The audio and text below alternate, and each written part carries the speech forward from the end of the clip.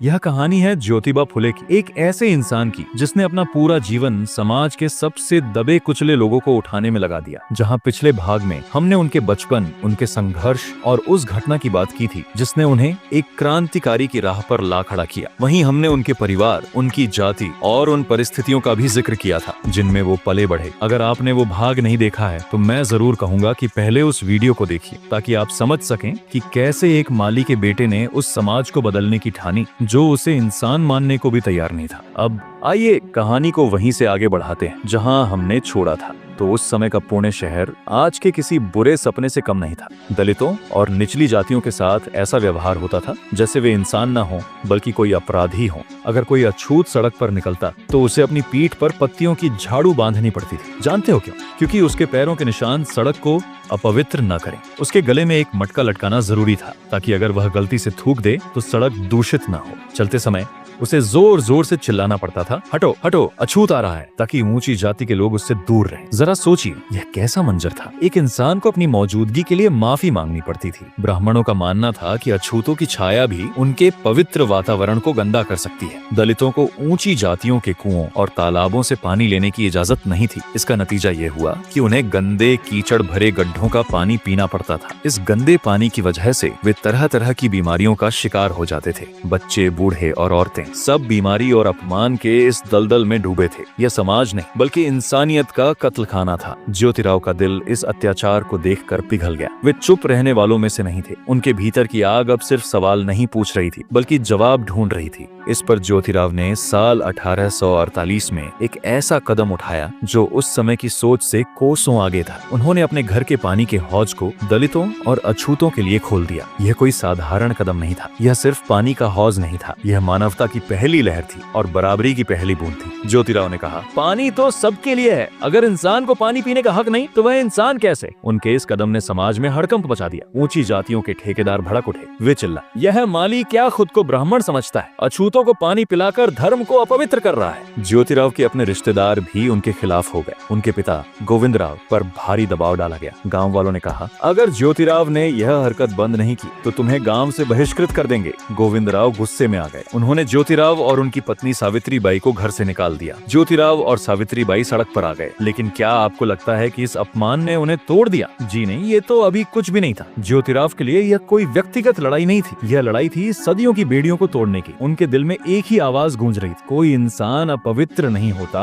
अपवित्र होती है वह सोच जो इंसान को इंसान नहीं समझती। ज्योतिराव का सपना सिर्फ दलितों तक सीमित नहीं था। वे समझ गए थे कि समाज को बदलने के लिए महिलाओं को शिक्षित करना जरूरी है। उस समय औरतों को घर की चार दीवारी में कैद रखा जाता था। उन्हें किताब छूने की इजाजत नहीं थी। निचली जाति की औरतों का तो और भी बुरा हाल था। उन्हें दोहरे अत्याचार झेलने पड़ते थे, एक जाति के नाम पर, दूसरा औरत होने के नाम पर। ज्योतिराव ने सोचा, अगर माएं शिक्षित होंगी तो वे अपने बच्चों में बराबरी और इंसानियत के बीज बोएंगी और यही बीज भविष्य को बदलेगा। इसी सोच के साथ उन्होंने सबसे पहले अपनी पत्नी सावित्रीबाई को पढ़ाना शुरू किया। सावित्रीबाई जो उस समय एक साधारण गृहिणी थी, अब ज्योतिराव के सपने का हिस्सा बनने वाली थी। जब ज्योतिराव लगभग 20 साल के हो गए थे तब उनकी मुलाकात अहमदनगर में अपने दोस्त गोविंद से हुई। उस समय गोविंद के साथ थी एक अमेरिकी ईसाई पादरी महिला सिंथिया फर्रार जो एक मिशनरी स्कूल चलाती थी। इस स्कूल में लड़कियों और निचली जातियों के बच्चों को पढ़ाया जाता था। यह देख ज्योतिराव की आंखें चमक उठी। उन्होंने सोचा, यही तो वह रास्ता है जिसे मैं ढूंढ रहा हूँ। अगर अहमदनगर में ये हो सकता है तो पुणे में क्यों नहीं? इस मुलाकात ने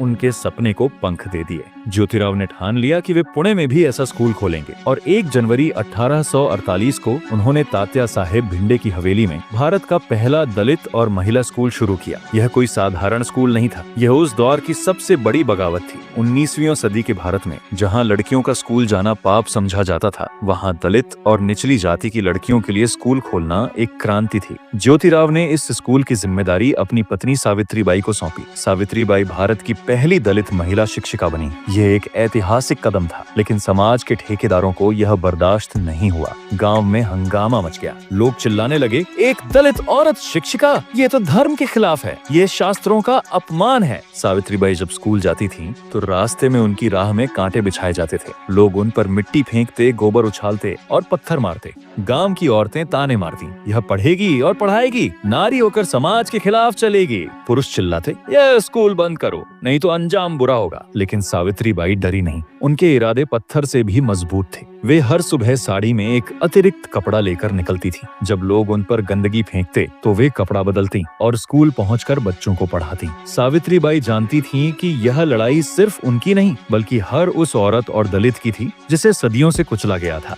उनका हौसला देखकर ज्योतिराव का विश्वास और मजबूत हो गया। यह जोड़ी अब सिर्फ पति पत्नी नहीं थी, वे एक क्रांति के दो पहिए बन गए थे। कहते हैं, जो लोग समाज के सांचे में नहीं ढलते वही इतिहास रचते हैं, और ज्योतिराव सावित्रीबाई ने यही किया। ज्योतिराव और सावित्रीबाई का यह स्कूल सिर्फ एक इमारत नहीं था, ये एक सपना था। ये उस समाज को चुनौती थी जो इंसान को उसकी जाति और जेंडर से तौलता था। लेकिन यह सिर्फ शुरुआत थी, समाज का विरोध बढ़ता जा रहा था। लेकिन साल 1849 तक ज्योतिराव और सावित्रीबाई का स्कूल पुणे में दलित और महिला शिक्षा की रोशनी बन चुका था। लेकिन यह रोशनी हर किसी को पसंद नहीं थी। समाज के कट्टरपंथी ठेकेदारों ने उनके खिलाफ धमकियां देनी शुरू कर दी। यह स्कूल बंद करो, नहीं तो गांव में तुम्हारा जीना मुश्किल कर देंगे। ऊंची जातियों के लोग सावित्रीबाई पर गोबर और पत्थर फेंकते और ज्योतिराव को गांव से निकालने की धमकी देते। साथ ही आर्थिक तंगी ने भी उन्हें जकड़ लिया। मजबूरी में ज्योतिराव को अपना पहला स्कूल कुछ समय के लिए बंद करना पड़ा। लेकिन क्या ज्योतिराव हार मानने वालों में से थे? बिल्कुल नहीं। उनकी आंखों में अभी भी वही सपना था, एक ऐसा समाज जहां हर इंसान को बराबरी मिले। कुछ ही समय बाद उन्होंने फिर से हिम्मत जुटाई और स्कूल दोबारा खोल दिया। इस बार उनका जोश और भी तेज था। उनकी यह जिद अब एक लहर बन चुकी थी। दलित और पिछड़े वर्ग के लोग जाग रहे थे। उनकी आवाज में अब डर नहीं बल्कि हौसला था। ज्योतिराव अकेले नहीं थे, उनकी इस लड़ाई में कई लोग उनके साथ आए। उनके पड़ोसी गफ्फार बेग की बेटी फातिमा ने इस आंदोलन में कदम रखा। साथ ही एक ब्राह्मण युवक विष्णुपंत थट्टे ने भी ज्योतिराव का साथ दिया। यह कोई छोटी बात नहीं थी। उस समय जब जाति की दीवारें आसमान छू रही थीं, एक मुस्लिम लड़की और एक ब्राह्मण युवक का दलितों की शिक्षा के लिए आगे आना एक क्रांति थी। साल 1850 तक ज्योतिराव के स्कूलों की संख्या तेजी से बढ़ने लगी और ठीक 3 जुलाई 1850 को बुधवार पेठ में अन्ना साहेब चिपलूकर ने एक और स्कूल खोला और सावित्रीबाई को इसका मुख्य अध्यापक बनाया गया। उसी साल 7 सितंबर को एक और जगह पर नया स्कूल शुरू हुआ। यकीन करना मुश्किल है, लेकिन सिर्फ 2-3 साल में ज्योतिराव और सावित्रीबाई के प्रयासों से 18 स्कूल खुल चुके थे, सब दलित और पिछड़े वर्ग की महिलाओं के लिए। यह कोई साधारण उपलब्धि नहीं थी, यह उस अंधेरे समाज में सूरज की पहली किरण थी। ज्योतिराव और सावित्रीबाई का यह काम अब सिर्फ पुणे तक सीमित नहीं था, उनकी मेहनत की गूंज दूर दूर तक फैल रही थी। साल 1852 में अंग्रेज सरकार ने उनके शिक्षा के प्रयासों को देखकर उन्हें सम्मानित किया। पुणे संडे आमजवर अखबार ने 29 मई 1852 को एक रिपोर्ट छापी जिसमें लिखा था कि ज्योतिराव के स्कूलों में पढ़ने वाली लड़कियों की संख्या सरकारी स्कूलों में पढ़ने वाले लड़कों से 10 गुना ज्यादा थी। ये खबर पूरे शहर में आग की तरह फैल गई। महिला शिक्षा की यह क्रांति अब रुकने वाली नहीं थी। ज्योतिराव और सावित्रीबाई ने न सिर्फ दलित और पिछड़ी महिलाओं को पढ़ाया बल्कि पूरे समाज को एक नया सवेरा दिखाया। लेकिन उनकी लड़ाई सिर्फ शिक्षा तक सीमित नहीं थी। वे समाज की हर बुराई को जड़ से उखाड़ना चाहते थे, चाहे वह सती प्रथा हो या विधवाओं के साथ होने वाला अत्याचार। उस समय भारत में सती प्रथा एक क्रूर रिवाज था। बंगाल में समाज सुधारक राजा राममोहन राय ने इस प्रथा को खत्म करने के लिए अपनी जिंदगी लगा दी थी। लेकिन 1833 में उनकी मृत्यु के बाद यह आंदोलन धीमा पड़ गया। ज्योतिराव ने इस मशाल को उठाया। उन्होंने पुणे में सती प्रथा के खिलाफ खुला मोर्चा खोल दिया। वे कहते थे, कोई औरत अपने पति की चिता पर क्यों जले? उसका जीवन उतना ही कीमती है जितना किसी पुरुष का। लेकिन ज्योतिराव की नजर सिर्फ सती प्रथा पर नहीं थी। वे विधवा विवाह को भी सामाजिक स्वीकृति दिलाना चाहते थे। उस समय ऊंची जाति की विधवाओं का जीवन नर्क से कम नहीं था। उनके सिर मुंडवा दिए जाते थे, उन्हें सिर्फ सफेद साड़ी पहनने के लिए मजबूर किया जाता था। समाज उनका तिरस्कार करता था। कई बार विधवाओं के साथ अमानवीय व्यवहार होता था। कुछ लोग उनका शारीरिक शोषण करते, उन्हें गर्भवती तक कर देते और जब बात खुलती तो उन्हें मार पीट कर घर से निकाल दिया जाता था। कई बार जबरदस्ती उनका गर्भपात कराया जाता था। विधवाओं की आवाज दबा दी जाती थी क्योंकि उनके हक में बोलने वाला कोई नहीं था। ज्योतिराव इस अत्याचार को देखकर चुप नहीं रह सके। साल 1853 में उन्होंने पुणे में एक बड़ी सभा बुलाई। इस सभा में सैकड़ों लोग शामिल हुए। ज्योतिराव ने खुलकर विधवा विवाह का प्रस्ताव रखा। उन्होंने कहा, हर औरत को जीने का हक है। विधवा होने का मतलब जिंदगी खत्म होना नहीं है। लेकिन समाज के ठेकेदारों को यह बात पसंद नहीं आई। वे चिल्लाए, यह शास्त्रों के खिलाफ है, यह धर्म का अपमान है। सभा में हंगामा हो गया और प्रस्ताव सर्वसम्मति से पास नहीं हो सका। लेकिन ज्योतिराव रुके नहीं। उन्होंने समाज के विरोध को ललकारा। उन्होंने पुणे में एक विधवा आश्रम खोल दिया। यह आश्रम उन विधवाओं के लिए एक सुरक्षित ठिकाना था जिन्हें उनके परिवार और समाज ने ठुकरा दिया था। खासकर ब्राह्मण परिवारों की विधवाएं, जिनके साथ सबसे ज्यादा अत्याचार होता था, अब इस आश्रम की ओर खींचने लगी। ये आश्रम सिर्फ एक इमारत नहीं था, ये उस अंधेरी गुफा में सूरज की रोशनी की तरह था, जहां विधवाएं सम्मान और सुरक्षा के साथ जी सकती थीं। ज्योतिराव के इस कदम ने समाज में हलचल मचा दी। उनकी प्रेरणा से दूसरों ने भी इस राह पर कदम बढ़ाए। महादेव गोविंद रनाडे जैसे समाज सुधारक ने ज्योतिराव के काम से प्रभावित होकर 1860 से 1866 के बीच विधवा पुनर्विवाह संघ की स्थापना की और पंढरपुर में विधवा आश्रम खोले। विधवा विवाह की लड़ाई अब एक बड़ा आंदोलन बन चुकी थी। ज्योतिराव का मिशन सिर्फ विधवा विवाह तक सीमित नहीं था। वे महिलाओं को हर तरह से सशक्त बनाना चाहते थे। उस समय समाज में एक और क्रूर प्रथा आम थी, नवजात बच्चों की हत्या। खासकर वो विधवाएं जो मजबूरी में गर्भवती तो हो जाती थीं, परंतु समाज के डर से अपने बच्चों को मार देती थीं। ये महिलाएं न सिर्फ अपमान और शोषण की शिकार थीं, बल्कि उनके बच्चों को भी जीने का हक नहीं मिलता था। ज्योतिराव का दिल इस अत्याचार को देखकर पसीज गया। वे सोचते थे, क्या एक बच्चे का जन्म उसका गुनाह है? क्या एक माँ को सिर्फ समाज के डर से अपने बच्चे की जान लेनी चाहिए? इस पर साल 1863 में ज्योतिराव ने एक साहसी कदम उठाया। उन्होंने बाल हत्या प्रतिबंधक गृह की स्थापना की। यह गृह उन औरतों के लिए एक सुरक्षित ठिकाना था जो मजबूरी में अपने बच्चों को मारने के लिए विवश थीं। इस गृह में गर्भवती विधवाओं को न सिर्फ आश्रय मिलता था, बल्कि उनके बच्चों को भी जिंदगी मिलती थी। लेकिन ज्योतिराव यही नहीं रुके। उन्होंने एक ऐसा कदम उठाया जिसने समाज को हिला कर रख दिया। इसी दौरान ज्योतिराव को एक गर्भवती ब्राह्मण विधवा काशीबाई के बारे में पता चला। काशीबाई को समाज ने ठुकरा दिया था। उसे न तो परिवार ने अपनाया, न ही गांव वालों ने। ज्योतिराव और सावित्रीबाई ने उसे अपने घर में पनाह दी। उन्होंने अपने घर में ही काशीबाई के प्रसव की व्यवस्था की। काशीबाई ने एक बेटे को जन्म दिया जिसका नाम रखा गया यशवंत। लेकिन ज्योतिराव ने जो किया वह उस समय के लिए अकल्पनीय था। उन्होंने यशवंत को गोद ले लिया। यह कोई साधारण फैसला नहीं था। एक माली परिवार का व्यक्ति जो खुद समाज के हाशिए पर था, एक ब्राह्मण विधवा के बच्चे को गोद ले रहा था। ज्योतिराव ने समाज को खुला संदेश दिया, जीवन को बचाना ही असली धर्म है। बच्चा किसी भी जाति का हो, वह इंसान है और हर इंसान को जीने का हक है। इस कदम ने समाज के ठेकेदारों को बेचैन कर दिया। लोग चिल्लाए, यह माली धर्म को अपवित्र कर रहा है। लेकिन ज्योतिराव को इन तानों की परवाह नहीं थी। उनके लिए इंसानियत सबसे बड़ा धर्म था। ज्योतिराव की विधवा विवाह की लड़ाई भी रंग ला रही थी। साल 1866 में उन्होंने विष्णु शास्त्री पंडित के साथ मिलकर बंबई प्रेसिडेंसी में विधवा विवाह समितियां बनाई। विष्णु शास्त्री ने खुद एक विधवा ब्राह्मणी से शादी करके समाज को दिखाया कि परंपराएं बदली जा सकती हैं। ज्योतिराव के इन प्रयासों की गूंज अब इतनी तेज हो चुकी थी कि ब्रिटिश सरकार भी उनकी ओर देखने लगी। साल 1872 में ब्रिटिश सरकार ने नेटिव मैरिज एक्ट लागू किया, जिसने विधवा विवाह को कानूनी मान्यता दे दी। यह ज्योतिराव की एक बड़ी जीत थी। लेकिन ज्योतिराव के लिए यह सिर्फ शुरुआत थी। सती प्रथा को खत्म करना, नवजात बच्चों की हत्या रोकना और विधवा विवाह को बढ़ावा देना, ये सब उनके मिशन का हिस्सा थे। वे मानते थे कि जब तक समाज की सबसे कमजोर कड़ी यानी औरतों और दलितों को सम्मान नहीं मिलेगा, तब तक कोई भी प्रगति अधूरी है। समझ गए दोस्तों? जैसे कभी समाज ने औरतों और दलितों को नीचा दिखाया, उन्हें दोयम दर्जे का माना, उसी तरह आज हम वही नजरिया बिहार के साथ अपना रहे हैं। मेरी बात ध्यान से सुनो और याद रखना, जैसे आज हम बिहारियों को गंदी नजर से देख रहे हैं, वैसे ही पूरी दुनिया हमारे भारत को उसी गंदी नजर से देखती है। जब तक हम अपने ही लोगों की इज्जत करना नहीं सीखेंगे, तब तक हम दुनिया से इज्जत की उम्मीद कैसे कर सकते हैं? बिहार सिर्फ एक राज्य नहीं है, वो हमारी असली जड़ है। वहाँ की मिट्टी ने हमें चाणक्य, बुद्ध, आर्यभट्ट और गजब के मेहनती हाथ दिए हैं। और आज अगर हम उसी मिट्टी को ठुकरा रहे हैं, तो समझ लो हम अपनी ही जड़ों को काट रहे हैं। बिहारियों को सम्मान देना मतलब भारत की आत्मा को सम्मान देना है। खैर, ज्योतिबा फुले की यह लड़ाई सिर्फ सुधार नहीं थी, बल्कि मानवता की विजय थी। फिर 1 जनवरी 1873 को एक ऐतिहासिक आया। ज्योतिराव ने अपनी किताब गुलामगिरी प्रकाशित की। यह किताब कोई साधारण किताब नहीं थी। यह शूद्रों, दलितों और निचली जातियों के लिए एक नया घोषणा पत्र थी। ज्योतिराव ने इसमें समाज की सच्चाई को बेपर्दा किया। उन्होंने लिखा कि राजनीतिक गुलामी से भी ज्यादा खतरनाक है सामाजिक गुलामी। ब्राह्मणवादी व्यवस्था ने वेदों और शास्त्रों के नाम पर निचली जातियों को सदियों से गुलाम बनाकर रखा था। ज्योतिराव ने साफ कहा, यह गुलामी की जंजीरें तोड़ने का वक्त है। उनकी किताब ने समाज में टहलका मचा दिया। यह न सिर्फ दलितों और शूद्रों को उनकी ताकत का एहसास कराती थी, बल्कि ऊंची जातियों को भी आईना दिखाती थी।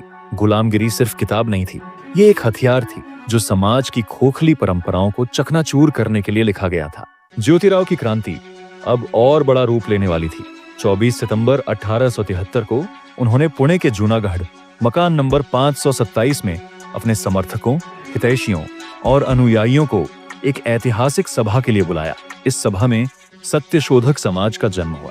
यह कोई साधारण संगठन नहीं था, यह एक सामाजिक बम था जो समाज की हर बुराई, पाखंड, पुरोहितवाद और जात पात को उड़ाने के लिए बनाया गया था। सत्यशोधक समाज का मकसद था सत्य की खोज करना और हर इंसान को बराबरी का हक दिलाना। इस संगठन की सबसे खास बात थी कि यह हर जाति, हर वर्ग और हर धर्म के लिए खुला था। इसके शुरुआती सदस्यों में सखाराम यशवंतराव परांजपे, सदाशिव गोवंडे, शिवाराम सखाराम दातार और मोरे विट्ठल बालवेकर जैसे लोग शामिल थे। ये लोग अलग अलग पृष्ठभूमि से थे, लेकिन एक ही मकसद से जुड़े थे और वो था समाज को बदलना। उस समय निचली जातियों का शोषण धर्म, आस्था और वेदों के नाम पर होता था। पंडित और पुरोहित मंदिरों को अपनी जागीर समझते थे। वे कहते थे कि वेद और शास्त्र सिर्फ ब्राह्मणों के लिए हैं। ज्योतिबा ने इस पाखंड को ललकारा। सत्यशोधक समाज के सिद्धांतों में उन्होंने साफ कहा, ईश्वर एक है, वह न तो मंदिर में बंद है, न किसी पंडित का गुलाम, वह हर जीव में बसता है। हिंदू, मुस्लिम, ब्राह्मण या अछूत, सब उसी की संतान है। ज्योतिराव ने कहा,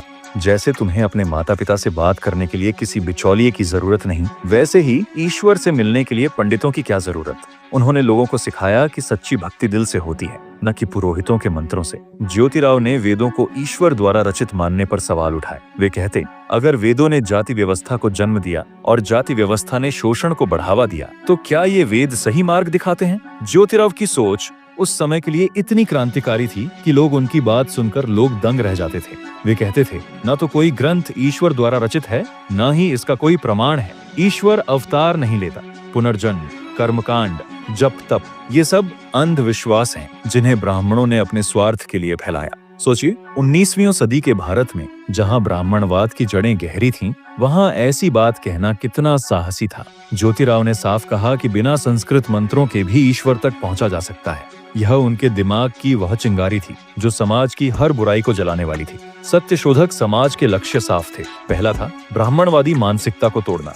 ज्योतिराव मानते थे कि ब्राह्मण पुरोहित डर और अंधविश्वास फैलाकर लोगों को ठगते हैं। वे अनिष्ट का भय दिखाकर आम लोगों का शोषण करते थे। दूसरा, मूर्ति पूजा और कर्मकांडों का अंत। वे कहते थे कि मूर्ति पूजा और धार्मिक कर्मकांड ब्राह्मणों की दुकानदारी का हिस्सा है। सच्ची भक्ति दिल से होती है, न कि मंदिरों में। तीसरा, शिक्षा का प्रसार, खासकर औरतों और निचली जातियों के लिए शिक्षा का हक सुनिश्चित करना। और चौथा, छुआछूत का खात्मा, अछूतों को समाज में बराबरी का दर्जा देना और उनके साथ भेदभाव को जड़ से मिटाना। ज्योतिराव ने अपनी किताबों किसानों का कोड़ा और गुलामगिरी में ब्राह्मणवादी चालाकियों को साफ शब्दों में बेपर्दा किए हैं। उन्होंने लिखा कि कैसे वेदों और शास्त्रों के नाम पर निचली जातियों को गुलाम बनाया गया। उनकी ये बातें हिंदू धर्म की परंपराओं के खिलाफ थीं। नतीजा, हर कदम पर उनका विरोध हुआ। कट्टरपंथी उनके खून के प्यासे हो गए। कई बार उनकी हत्या की कोशिशें भी हुईं, लेकिन ज्योतिराव डरे नहीं। वे कहते थे, सच की राह पर चलने वाला कभी झुकता नहीं। ज्योतिराव ने सत्यशोधक समाज के जरिए न सिर्फ समाज को जगाया, बल्कि एक नई परंपराएं भी शुरू की। उन्होंने सत्यशोधक विवाह की शुरुआत की। यह विवाह कोई साधारण रस्म नहीं था। इसमें न ब्राह्मणों की जरूरत थी, न फिजूल खर्ची की, न 7 फेरे थे, न संस्कृत मंत्र। बस एक साधारण वचन लिया जाता था कि स्त्री और पुरुष बराबर हैं, वे एक दूसरे के मित्र हैं और साथी हैं। ये उस समय के लिए एक विद्रोही कदम था। जब सत्यशोधक विवाह होने लगे तो ब्राह्मणों ने हंगामा मचा दिया। उन्होंने ज्योतिराव के खिलाफ मुकदमा दायर किया। वे चिल्लाए, यह शास्त्रों का अपमान है, यह धर्म के खिलाफ है। लेकिन ज्योतिराव ने इन धमकियों को हवा में उड़ा दिया। वे कहते थे, अगर धर्म इंसान को बांटता है तो ऐसा धर्म धर्म नहीं, पाखंड है। उनकी यह निर्भीकता लोगों को प्रेरित करने लगी। धीरे धीरे सत्यशोधक समाज की शाखाएं महाराष्ट्र के हर कोने में फैलने लगी। यह अब जनता का संगठन बन चुका था। यह मशाल अब किसी एक हाथ में नहीं थी, यह पूरे समाज की मुट्ठियों में जल रही थी। ज्योतिराव की नजर सिर्फ दलितों और औरतों तक सीमित नहीं थी। वे हर उस इंसान के लिए लड़े जिसे समाज ने हाशिए पर धकेल दिया था। साल 1874 में महाराष्ट्र में किसानों का विद्रोह उफान पर था। साहूकार और जमींदार किसानों को लूट रहे थे। ज्योतिराव खुलकर किसानों के साथ खड़े हो गए। वे सभाएं करते, गांव-गांव जाकर किसानों को उनकी ताकत का एहसास कराते। वे कहते थे, किसान सुखी तो विश्व सुखी। जब ज्योतिराव पुणे नगर पालिका के सदस्य बने तो उनकी नजर मिल मजदूरों की बदहाली पर पड़ी। कारखानों में औरतें और बच्चे 14-14 घंटे बिना छुट्टी के पिस रहे थे। उनकी मजदूरी इतनी कम थी कि वे 2 वक्त की रोटी भी मुश्किल से जुटा पाते थे। ज्योतिराव ने इस अन्याय को बर्दाश्त नहीं किया। उन्होंने नारायण लाल लोखंडे के साथ मिलकर मजदूरों को संगठित करना शुरू किया। ज्योतिराव और लोखंडे ने सभा दर सभा, मंच दर मंच मजदूरों की आवाज बुलंद की। साल 1888 में लोखंडे ने मुंबई में पहला मजदूर सम्मेलन बुलाया। इस सम्मेलन में 6000 मजदूरों ने हस्ताक्षर किए और एक मांग पत्र सरकार तक पहुंचाया। उनकी मेहनत रंग लाई। साल 1890 में उनके प्रयासों से रविवार की छुट्टी का कानून पास हुआ। यह मजदूरों के लिए एक ऐतिहासिक जीत थी। इसके साथ ही मिल मजदूर संगठन की नींव पड़ी, जो मजदूरों के हक की लड़ाई को और आगे ले गया। ज्योतिराव की नजर किसानों की दुर्दशा पर भी थी।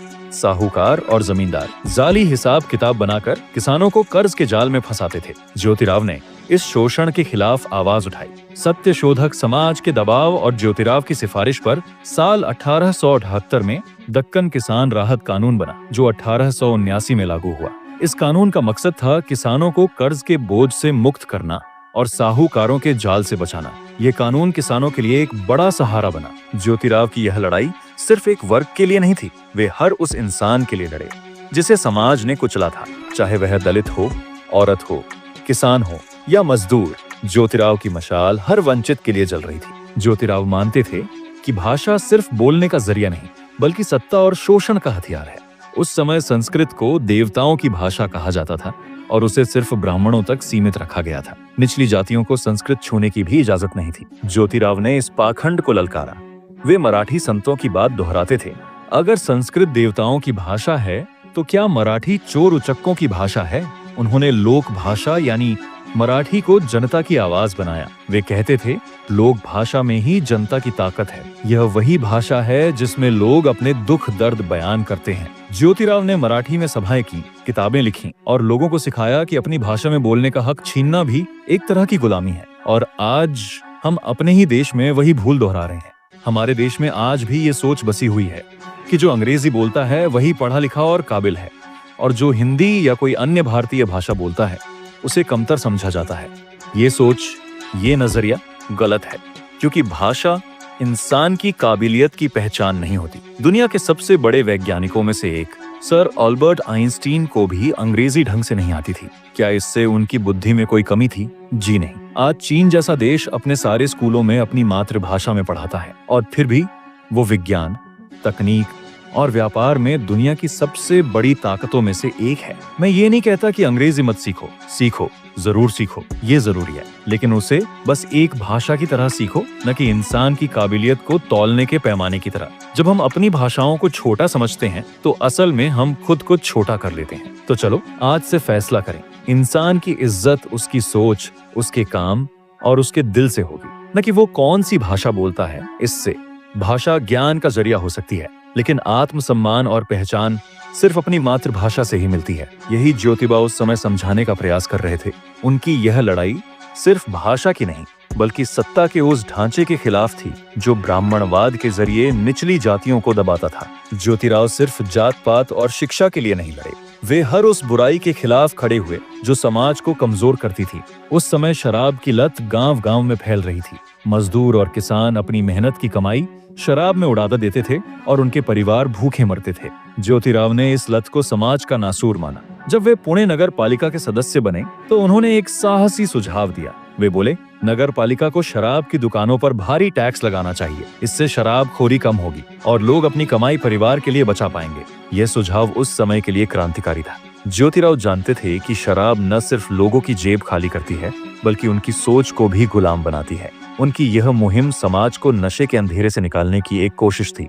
ज्योतिराव सिर्फ समाज सुधारक नहीं थे, वे एक कुशल व्यापारी, प्रभावशाली लेखक और नगर पालिका के सदस्य भी थे। साल 1863 में उन्होंने ठेकेदारी का काम शुरू किया। उनकी मेहनत और ईमानदारी ने उन्हें इतना सम्मान दिलाया कि वे पुणे नगर पालिका के आयुक्त बन गए। वे 1883 तक इस पद पर रहे। इस दौरान उन्होंने शहर की साफ सफाई, पानी की व्यवस्था और गरीबों की भलाई के लिए कई काम किए। एक लेखक के रूप में भी ज्योतिराव ने अपनी गहरी छाप छोड़ी। उनकी किताबें गुलामगिरी और श्वेत करछिया आसुर न सिर्फ उस समय समाज को झकझोरने वाली थीं, बल्कि आज भी लोगों को प्रेरित करती हैं। इन किताबों में उन्होंने ब्राह्मणवादी शोषण और सामाजिक गुलामी की सच्चाई को बेपर्दा किया। उनकी लेखनी इतनी तेज थी कि वह समाज के पाखंड को चीर देती थी। 19वीं सदी का भारत कुरीतियों और अंधविश्वासों की जंजीरों में जकड़ा हुआ था। इस अंधेरे में कुछ लोग सूरज की तरह चमके, जिसमें राजा राम मोहन राय, केशव चंद्र सेन, देवेंद्र नाथ ठाकुर और स्वामी दयानंद सरस्वती जैसे समाज सुधारकों ने सती प्रथा, बाल विवाह और अंधविश्वास के खिलाफ जंग लड़ी। लेकिन इन सुधारकों की एक बात थी, वे ज्यादातर मध्यम या ऊंची जातियों से थे। उनकी रोशनी वहीं तक सीमित रही जहां तक उनका समाज था। लेकिन ज्योतिराव फुले अलग थे। वे उस समाज से आए थे जिसे सदियों से पैरों तले कुचला गया था। एक माली परिवार का बेटा जिसने खुद अपमान और भेदभाव का दर्द सहा था। इसलिए वे दलितों, शूद्रों और औरतों के दुख को दूसरों से कहीं ज्यादा गहराई से समझते थे। उनकी क्रांति सिर्फ सुधार नहीं थी, यह समानता की क्रांति थी। वे समाज की सबसे गहरी खाई में उतरे और वहां से रोशनी लाए। उनकी लड़ाई सिर्फ ऊपरी बदलाव के लिए नहीं थी, बल्कि समाज की जड़ों को बदलने के लिए थी। ज्योतिराव के इन संघर्षों को देखकर समाज में उनकी आवाज गूंजने लगी। बंबई के समाज सुधारक विट्ठल राव कृष्णाजी वंदेकर ने उनकी महानता को पहचाना